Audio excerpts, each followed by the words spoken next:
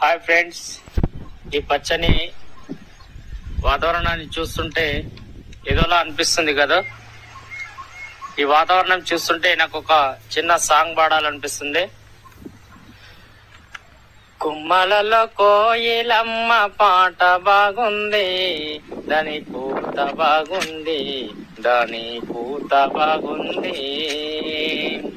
ఆ కొనలో దాగి ఉన్న పిచుక బాగుంది, పిచుక బాగుంది. బుర్రుమని ఎగిరిపోతే ఎంత బాగుంది, ఆహా ఎంత బాగుంది, పిచుక ఎంత బాగుంది.